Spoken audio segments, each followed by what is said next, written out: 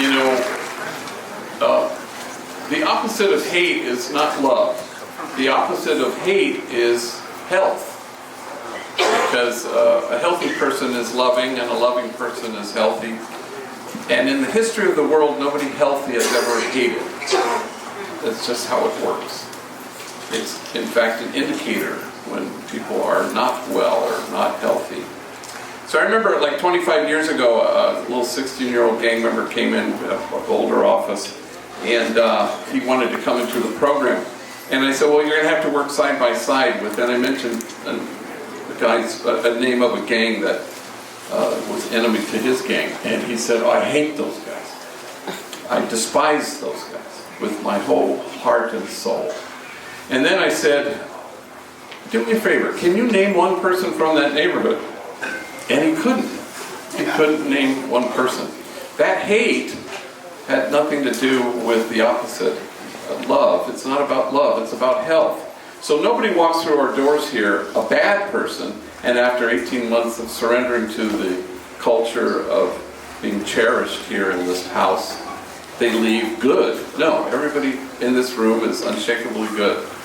Everybody belongs to each other. It's the truth. But you don't come here to become good. You come here to heal. And that's where health comes from. It has nothing to do with good and bad. I remember I was saying Mass at a probation camp, and the kid was going to make his first communion, so I was asking him questions and asked about his family and his siblings, and he said, oh, I have a sister and a brother, but they're good. I said, oh, okay. So that would make you, he said, here, locked up. I said, and that would make you bad. We don't see that here at Homeboy. It's about health.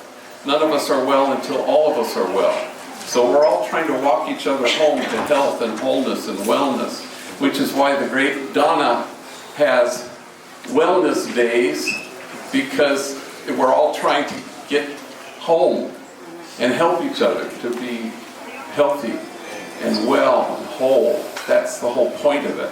It's not to become better people. You're already exactly what God had in mind when God made you.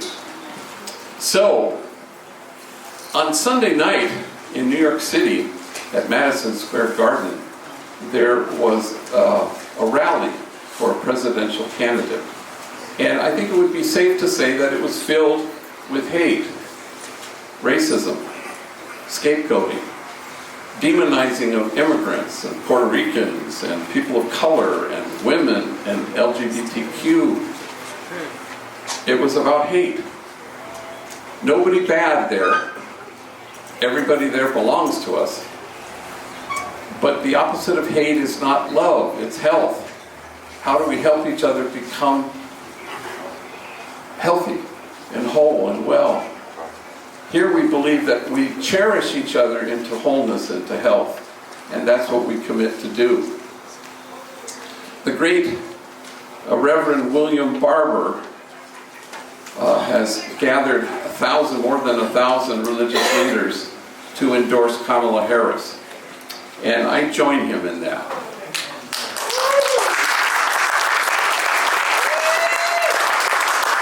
I don't think this has anything to do with politics or policy. It has to do with we need to stand for health and wholeness and wellness. We need to announce a message. We belong to each other, and everybody's unshakably good. But none of us are well until all of us are well. You know, so when two guys try to grab the foul ball out of the mid of Mookie, they're not assholes, they're not entirely whole yet. And when some brothers and sisters torch a bus last night at the park, they're not jerks, they're just not yet whole. I think it's important to frame things that way, because for 52 years I've voted for presidents. 14 times I've done it, and every single time, even the folks I didn't vote for were at least healthy adults in the room, even though I didn't vote for them. And in those days, you would vote for people who agreed with your take on different policies. That's not where we are right now. And I risk something, I suppose, in saying this. You have your freedom to vote for whoever you want to vote for. But, even in this building, you hear outrageous conspiracy theories and misinformation, and you just go, yikes. This doesn't mean anybody's bad. But none of us are well until all of us are well. How do we help each other, walk each other home to wholeness and to well-being and to health?